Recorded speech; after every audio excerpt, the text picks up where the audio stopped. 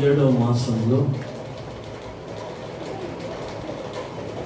ప్రభు ఈ విధంగా మమ్మల్ని నడిపిస్తూ, ఆయన బలపరుస్తూ, సహాయం చేస్తూ వస్తున్నారు కనుక ప్రభుకు మహిమ కలుగును గాక. హల్లెలూయా.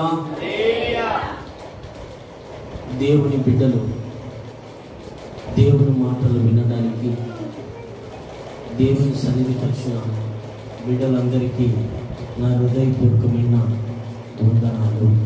దేవునికి స్తోత్రం. హల్లెలూయా. గట్టిగా చెప్తాం హల్లెలూయా. పరిశుద్ధ గ్రంథంలో నుంచి దేవుడు మనతో ఏం మాట్లాడుతున్నాడో మనం ఒక్కసారి పరిశుద్ధ గ్రంథాలలో మనము చూసుకుంటూ ప్రభు మాట్లాడిన మాటను మన హృదయంలో భద్రపరుచుకొని వాటిని నెమరు వేసుకుంటే ఒక గొర్రె ఆహారము తిని వస్తుంది, తర్వాత నెమరు వేస్తుంది. నెమరు వేస్తే ఏమవుతుందంటే మంచిగా జీర్ణశక్తి అవుతుంది, మంచిగా బలము పుట్టుకుంటుంది. మనము కనుక నెమరు వేసే వారముగా మనం ఉంటే మనము కనుక బలము పొందుకొని ప్రభుతో మనతో ప్రభు కలిసి ఉండడానికి మనకు బలం ఉంటుంది. ఆ బలము మనకు లేకపోతే అపవాది మనలను కట్టేస్తాడు. దేవుని దగ్గరికి పోకుండా ఏదో ఒక శోధన పెట్టి ఇబ్బంది పెడతా ఉంటాడు. కాబట్టి ఇక్కడ మనము నిత్య మోక్షము, పరలోకము, మోక్షము, పరలోకము. ఇక్కడ మోక్షము, పరలోకము అనే జీతము ఎవరికి ఇస్తాడు?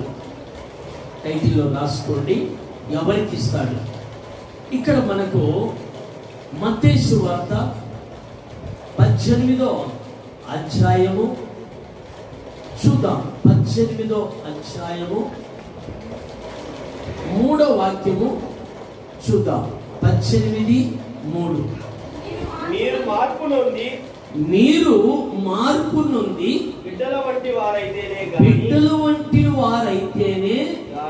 గాని పరలోక రాజ్యములో ప్రవేశింపరని నీతో నిశ్చయముగా చెప్పుచున్నాను. చిన్న ప్రార్థన చేసుకుంటాము. అలాగనే కూర్చున్నట్లు అట్లనే కళ్ళు మూసుకోండి. మంచి దేవా, యేసు నామములో ప్రార్థిస్తున్నాను. నిలబడిన నీ దాసుడను వ్యర్థుడను ఎందుకు పనికిరానివ్వని నీ దాసుని నోటికి మీరు బూరగా ఉండి నీ ఆత్మ అభిషేకముతో నీ మాటలు బోధించడానికి నీ జ్ఞాన సహాయంతో నన్ను నింపి బలపరచమని యేసయ్య శక్తి కలిగిన నామంలో ప్రార్థిస్తున్నాను కన్న తండ్రి. ఆమేన్. హల్లెలూయా. చదవబడిన లేఖనం మనకి ఏమని సెలవిస్తా ఉంది అంటే, బాగా వినాలి. మీరు మార్పు నొందాలి. ఏమి నొందమంటున్నాడు ప్రభు? మార్పు నొందాలి. మార్పు నొంది బిడ్డల వంటి వారుగా ఉండాలి. మార్పు నొందాలి.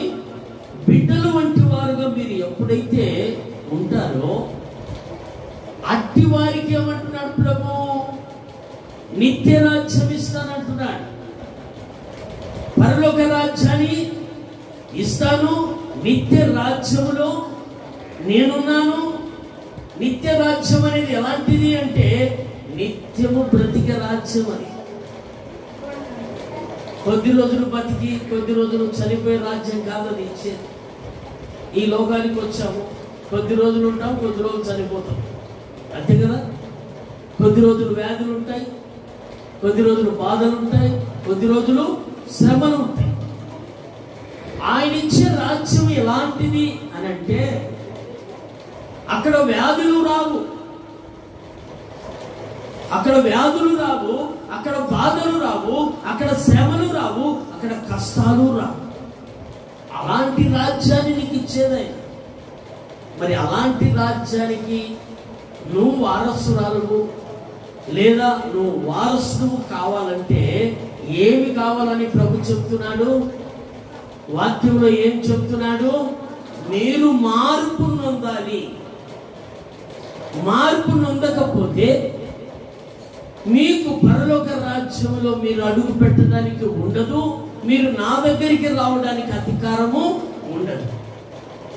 అందుకు నిత్య రాజ్యంలో ఉండాలని ఎవరైతే కోరుకుంటారో ప్రభు అంటున్నాడు ఇక్కడ. ఏమంటున్నాడంటే మీరు మార్పు నుండి బిడ్డలు వంటి వారుగా మీరు ఉంటే, ఇక్కడ అంటున్నాడు ప్రభు, ఎంత చక్కనైన మాట మనతో ప్రభు అంటున్నాడంటే, మీరు మార్పు నుండి బిడ్డలు వంటి వారైతేనే గాని, మనకు గాని అన్నాడా లేదా? బిడ్డలు వంటి వారైతేనే గాని. ఎందుకన్నాడు మాట? అలాగ ఉండకపోతే నీకు పరలోక రాజ్యంలో అడుగు పెట్టడానికి అధికారము లేదని ప్రభు అక్కడ అన్న మాట. మార్పు నొందాలి మనం. మార్పు నుండి గాని పరలోక రాజ్యములో ప్రవేశింపరని మీతో నిశ్చయముగా చెప్పుచున్నాను. నిశ్చయమని ఆయన నిశ్చయించాడు, అంతే. ఆయన నిశ్చయించిన దాన్ని ఎవరైనా తీసేయగలరా? ఎవరు తీసేయలేరు. గుడ్డివాడు వచ్చాడు, ప్రభు దగ్గరికి వచ్చాడు. దావీదు కుమారుడా, నన్ను కరుణించు అని ప్రభును అడుగుతూ వచ్చాడు, బతిలాడుతూ వచ్చాడు. బతిలాడుతూ ఎందుకు వచ్చాడు ఆయన దగ్గరికి? మార్పు నొంది వచ్చాడు. గుడ్డివాడు మార్పు నొంది వచ్చాడు కనుకనే, ఆయన చూశాడు కనుకనే గుడ్డివాడిని ఏమడిగాడు ప్రభు? ఏమి కావాలని కోరుతున్నావు నాయనా? గుడ్డివాడు అడిగిన మాట ఏంది? నాకు దృష్టి కావాలన్నాడు.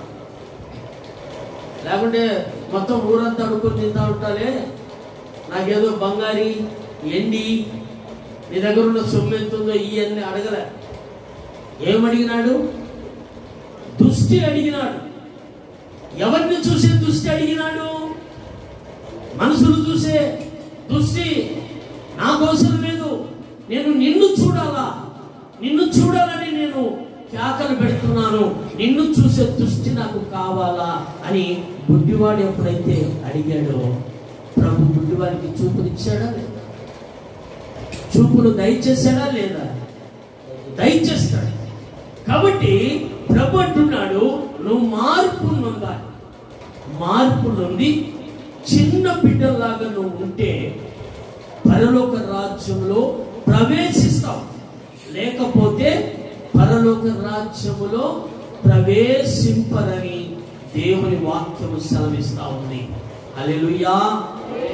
మరి పరలోకములో ఎవరున్నారు అని అంటే, పరలోకములో మన తండ్రి ఉన్నాడు. మనము కన్న తండ్రి ఉన్నాడు. మన కొరకు రక్తము కార్చిన తండ్రి ఉన్నాడు. మన కొరకు తలలో ముళ్ళ కిరీటం పెట్టించుకున్న తండ్రి ఉన్నాడు. శ్రమను పడిన తండ్రి ఉన్నాడు. డొక్కలో బల్లెం పొట్టు పొడిస్తే కూడా పొడిపించుకున్నాడు. ఆయన ఎవరి కోసం పొడిపించుకున్నాడు? మన కోసం. మన కోసం అంటే మన పాపముల కోసం, మన శాపముల కోసము ఆయన తలలో ముళ్ళ కిరీటము పుచ్చుతూ ఉంటే రక్తము కారిపోతా ఉంది. అది ఒక రకంగా జ్వరం వస్తుందట. ఆ ముళ్ళు పుచ్చుకుంటే, ఆ ముళ్ళు పుచ్చుకుంటే అది ఒక రకమైన జ్వరం వస్తుందట. తలలో ముళ్ళ కిరీటం కూర్చారు.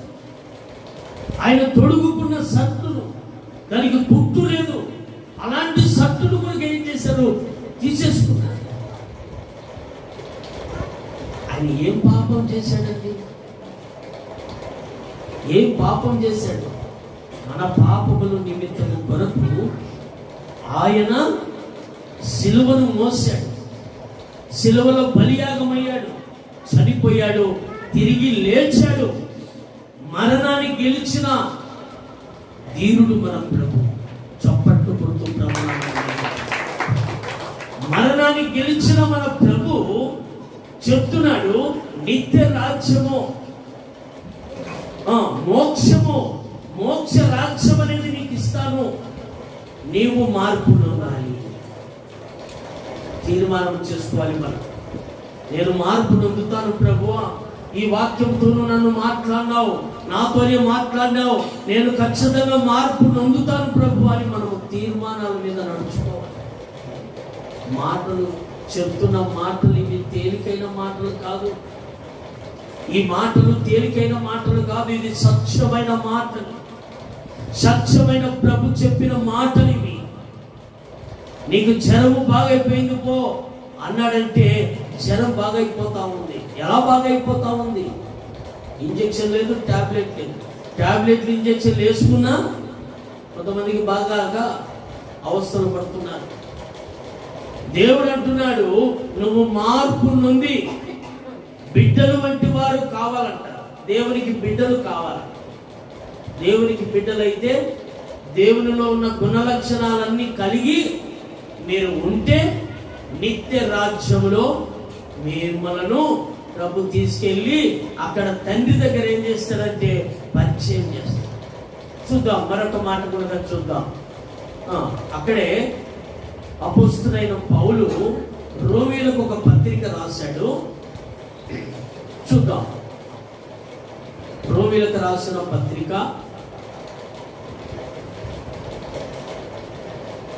రోమీయులకు రాసిన పత్రిక 8వ అధ్యాయము చూద్దాం. 8:17లో ప్రభు మాట్లాడిన మాటలు మనము చూద్దాం.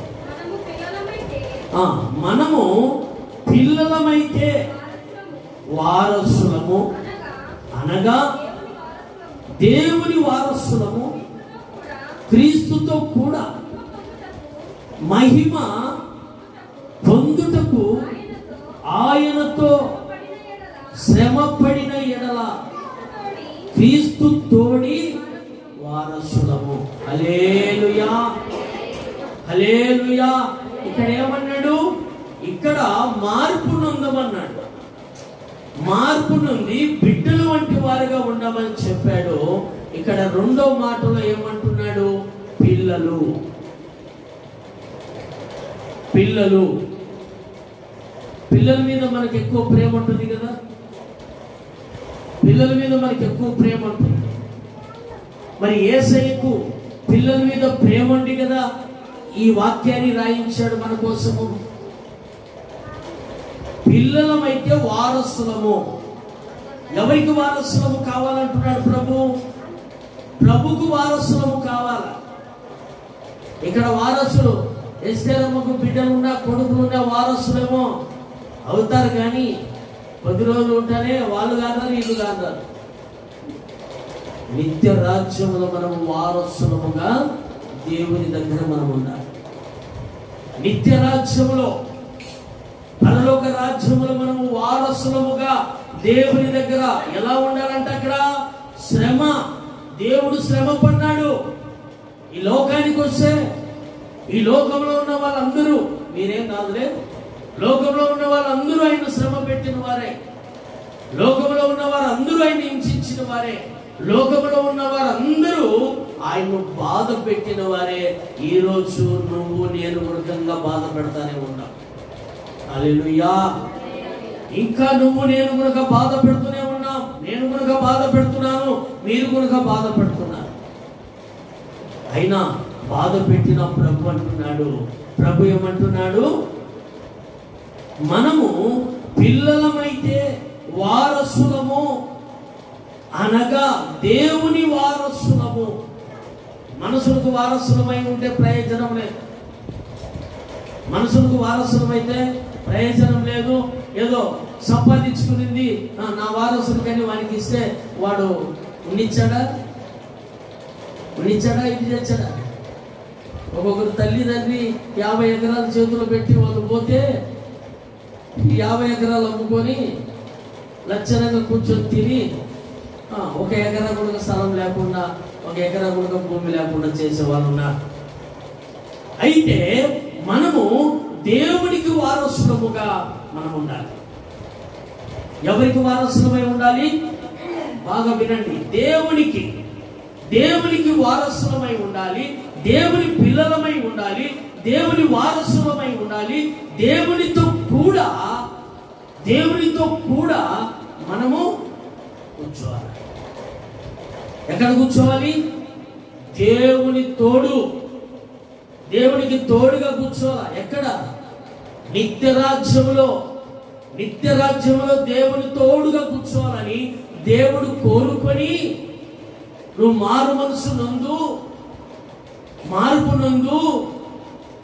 మార్పు నందితేనే నీకు నిత్యరాజ్యము, మార్పు నొందాలి అని ప్రభు చెప్పి ఇక్కడ 2వ మాటకు వచ్చాకల్లా మీరు పిల్లలు కావాలి, నా తోడు కూర్చోవాలి. ఎంత చక్కనైన మాట మాట్లాడుతున్నాడు. ఆయన మహాపరిశుద్ధుడు. ఆయనకు కుల మత భేద విచక్షణ ఏమీ లేదు. ఆయన ఆజన్మ బ్రహ్మచారి. ఆయనకు భార్య లేదు, ఆయనకు బామర్దులు లేరు, ఆయనకు అత్త మామ ఎవరు లేరు. ఆయన పరిశుద్ధాత్మ ద్వారాగా మరియమ్మ గర్భమందు ఈ లోకానికి వచ్చాడు. పరిశుద్ధాత్మ ద్వారాగా ఆయన ఈ లోకానికి వచ్చాడు. ఆయన పరిశుద్ధుడు కనుకనే నీతిగా బ్రతికాడు. ఆయన పరిశుద్ధుడు కనుకనే ప్రేమగా బ్రతికాడు. పరిశుద్ధుడు కనుకనే నిన్ను నన్ను ప్రేమిస్తూ బ్రతికాడు. నిన్ను నన్ను ప్రేమించకపోతే ఈరోజు ఉండేవాళ్ళంగా. నేనైతే 2009లోనే నా పని అయిపోయింది. 2009లోనే నా పని అయిపోయింది. మంచం పట్టాను 3 నెలలు. 3 నెలలు మంచం పట్టి మంచంలో ఉన్నా. అప్పుడే నా పని అయిపోయాడు. ఈ పాటికి నా ఎముకలు కూడా ఉండకపోయింది. 2009 అంటే ఇప్పటికి దాదాపు 15 సంవత్సరాలు ప్రభు నన్ను దగ్గరికి చేర్చుకొని నన్ను ముట్టి నా వ్యాధి నుంచి ప్రభు విడిపించి, నా బాధ నుంచి విడిపించి, నా శ్రమల నుంచి విడిపించి చక్కగా ఈరోజు నా పని చెయ్యని ప్రభు ఈ విధంగా అప్పగించాడు. మనము వారసులుగా ఉండాలంతే. వారసులుగా ఉండకపోతే ప్రయోజనం ఏమన్నా ఉందా? వారసులమైతే మనం ఏం చేస్తాము? దేవుని సొమ్మంతా మనం ఏం చేయొచ్చు? ఎంజాయ్ చేయొచ్చు. దేవుని దగ్గర ఉన్న సొమ్ము ఇంకెక్కడ ఎవరి దగ్గర ఉంటుంది? నువ్వు పెట్టుకున్నావు, ముక్కలు పెట్టుకున్నావు, ముక్కనంతా ఎక్కడి నుంచి వచ్చింది? దేవుని సొమ్ము.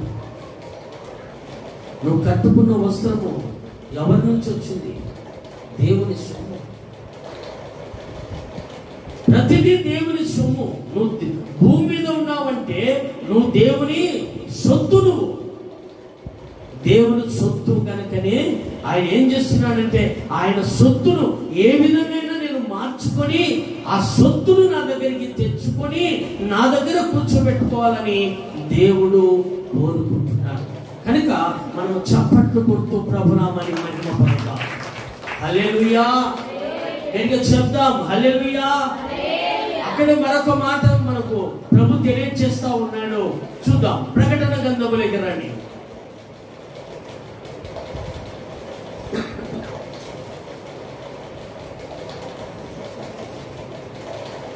ప్రకటన గ్రంథము 7వ అధ్యాయంలోకి రండి. ప్రకటన గ్రంథము 7:14 చూద్దాం.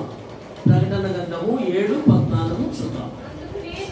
అందుకు నేను అయ్యా నీకే తెలియను అనగా అతడు ఇలాగు నాతో చెప్పెను, వీరు మహాశ్రమల నుండి వచ్చిన వారు గొర్రె పిల్ల రక్తములో తమ వస్త్రములను ఉతుకుకొని వాటిని తెలుపు చేసుకొని. హల్లెలూయా. తలల పైకెత్తండి. హల్లెలూయా. ఇక్కడ దేవుడు చెప్తున్నాడు, మహాశ్రమల నుండి వీళ్ళు వచ్చారు అంటే ప్రభు మహాశ్రమల గుండా ఆయన వెళ్ళాడు గనుకనే ఆయన చెప్తున్నాడు. ఏమని చెప్తున్నాడంటే మహాశ్రమల నుండి వీరు వచ్చారు. గొర్రె పిల్ల రక్తములో తమ వస్త్రములు ఉతుకుకొని తెలుపు చేసుకున్నవారు అని ఎవరితో పరిచయం చేస్తున్నాడు దేవుడు? ఎవరితో పరిచయం చేస్తున్నాడు దేవుడు? తండ్రి అయిన దేవునితో పరిచయం చేస్తున్నాడు. బాగా వినాలి, అక్కడిక్కడ చూడకూడదు. ఎప్పుడైతే దేవుడు తండ్రి అయిన దేవునికి పరిచయం చేస్తున్నాడు, మనం ఎలాగ పరిచయం చేస్తున్నాడు? వీళ్ళు మహాశ్రమలలో నుండి వచ్చారయ్యా. సంతోషంగా ఆనందంగా విశాలమైన మార్గంలో నడిచి రాలేదయ్యా. వీళ్ళు ఇరుకు మార్గంలో నడుచుకుంటూ వచ్చారు.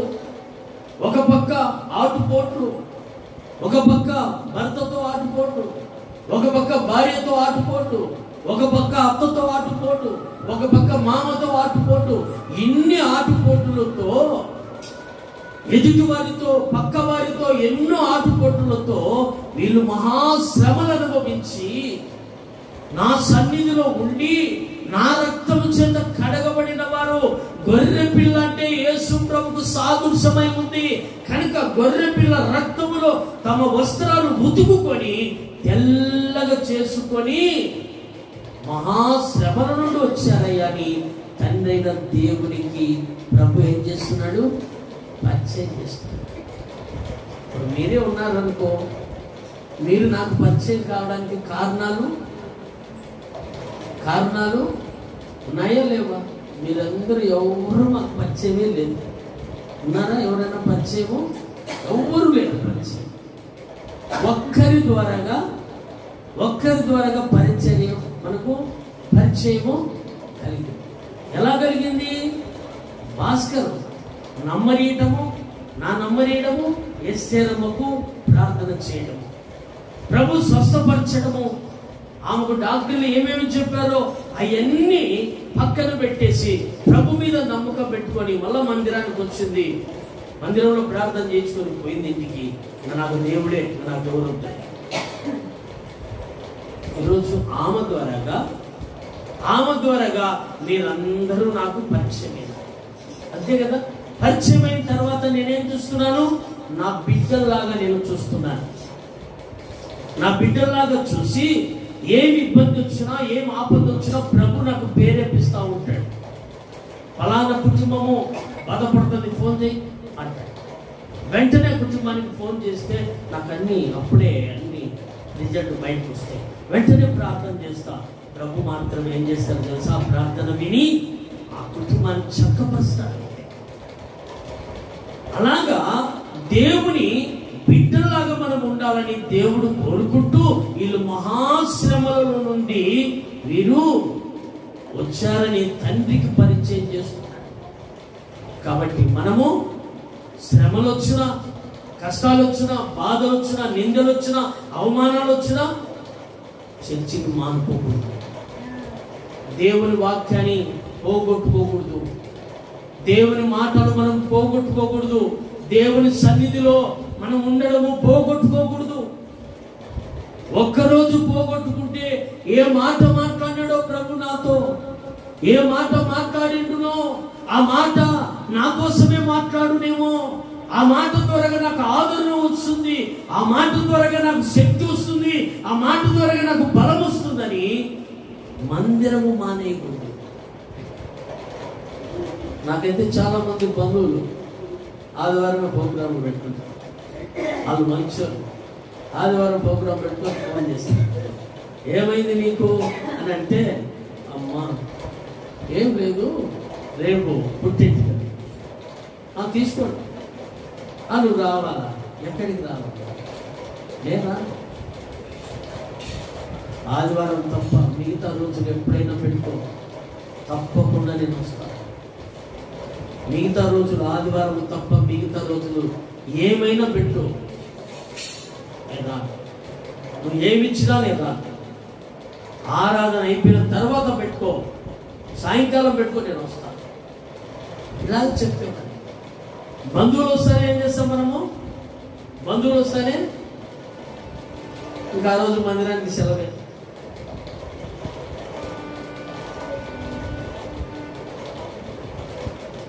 బంధువులు వస్తానే సెలవు. మా అమ్మ వచ్చింది, ఏదైనా చికెను ఏదైనా తీసుకురా, కలర్ రైస్ చేస్తాను, మా అమ్మకి తినబెట్టి పంపిద్దాం. ఆ రోజు ఆ పూట కలర్ రైస్ తినకపోతే నష్టం ఏమైనా వచ్చిందా? మధ్యరాత్రిలో చేసుకొని లేదా మధ్య పగులు చేసుకొని తినకూడదా?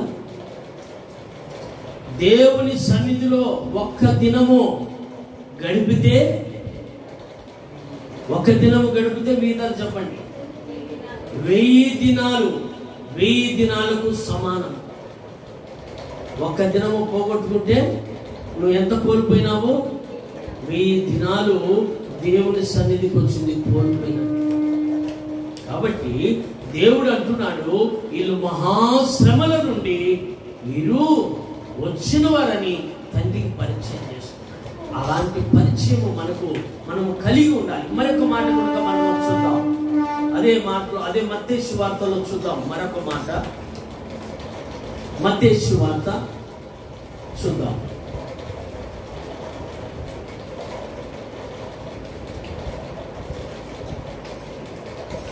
మత్తయి సువార్త 25వ అధ్యాయంలోకి రండి. 25వ అధ్యాయము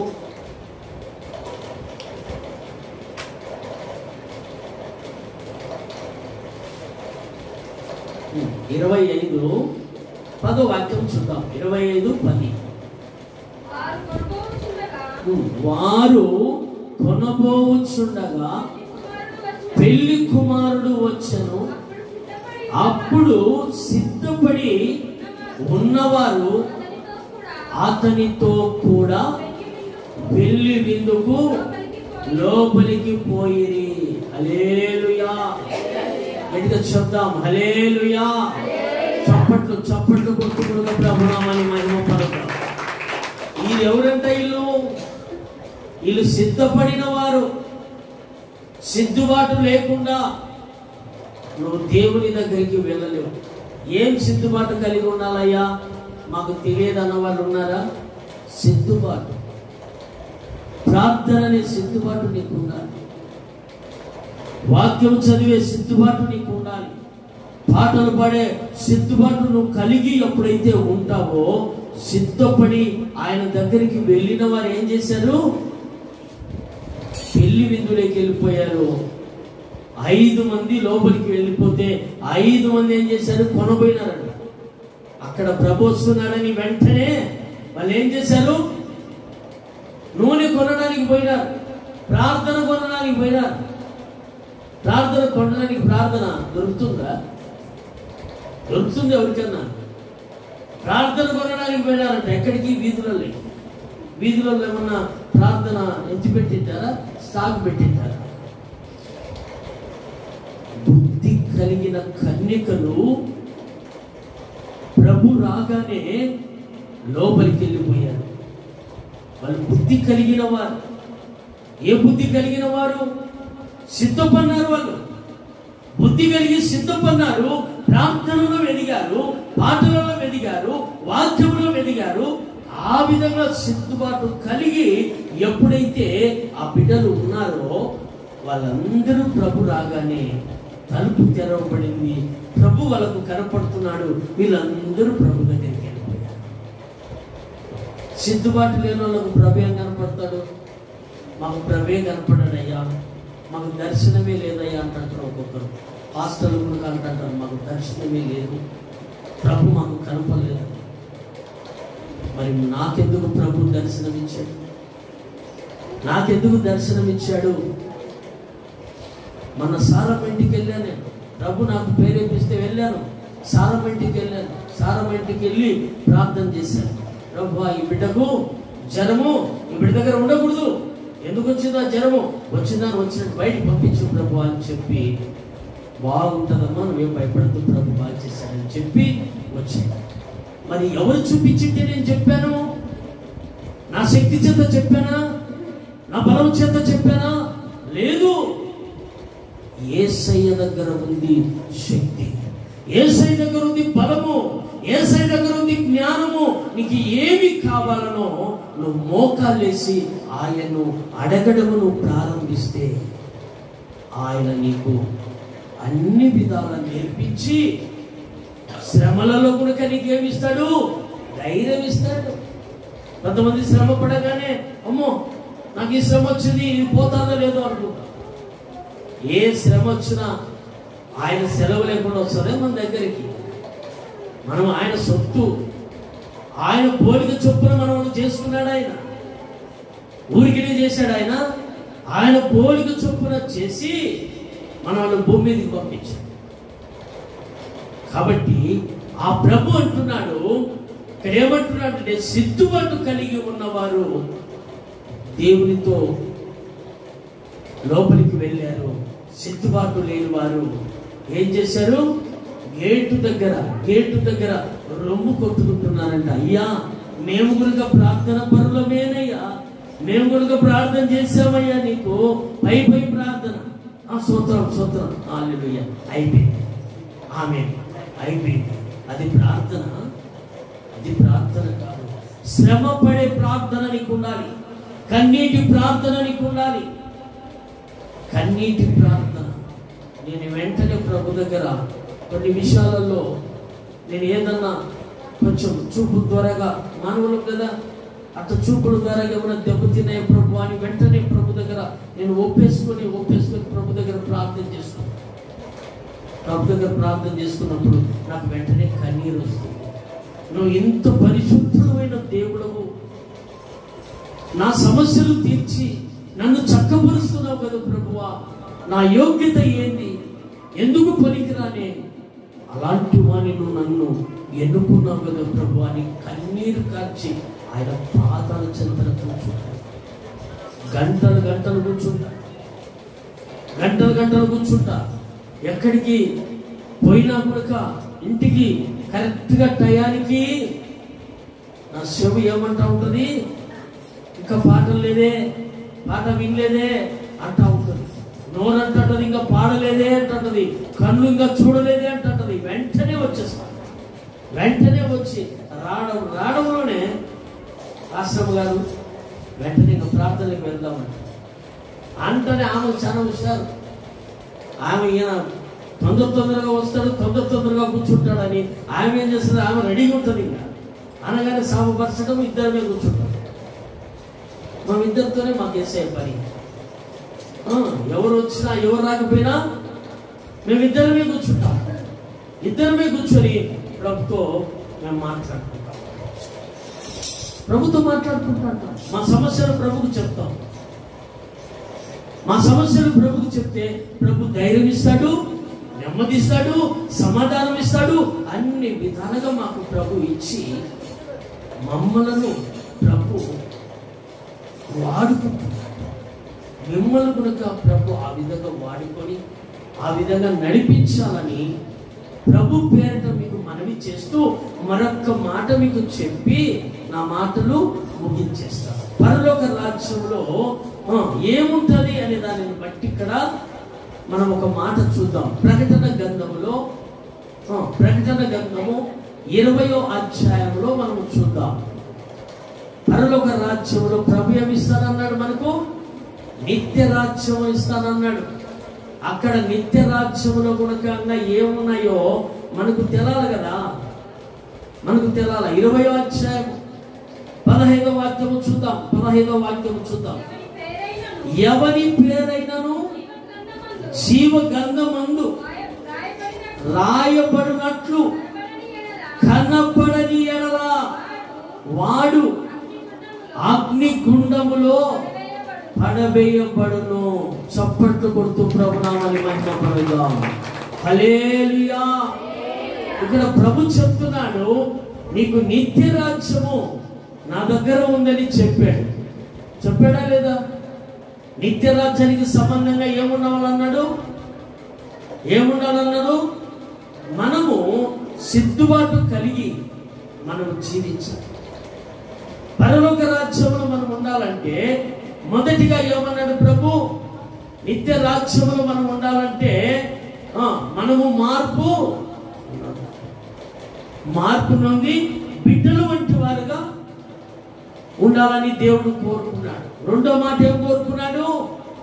ఆయన పిల్లలు లాగా ఉండాలని రెండో మాట కోరుకున్నాడు. మరి మూడో మాట ఏం కోరుకున్నాడు? ఆయన రక్తములో కడగబడి, గొర్రెపిల్ల రక్తంలో కడగబడి తెలుపు చేసుకుని శ్రమను అనుభవించి వచ్చారని మూడో మాట మనం తెలుసుకున్నాం. మరి నాలుగో మాట మనం ఏం నేర్చుకున్నాము? సిద్ధుబాటు కలిగి. నాలుగో మాట సిద్ధుబాటు కలిగి మనం ఉండాలని నేర్చుకున్నాం. ఐదో మాట ఏం నేర్చుకున్నాము? నిత్య నరకము. ఎవని పేరైనా జీవగంధములో లేకపోతే ప్రభు అన్నాడు, అగ్నిగుండములో పడవేయును. ఎక్కడ పడవేస్తారంట? జీవగంధములో లేకపోతే అగ్నిగుండమే. అగ్నిగుండము తప్పించబడాలంటే నీకు ఈ 4 లక్షణాలు నువ్వు కలిగి ఉంటే అగ్నిగుండం నీకు తప్పించబడుతుంది.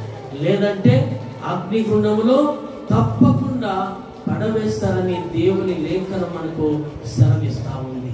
కాబట్టి దేవుడి మాటలు దీవించి ఆశీర్వదించి మిమ్మలను మీ కుటుంబాలను ప్రభు దీవించునుగాక.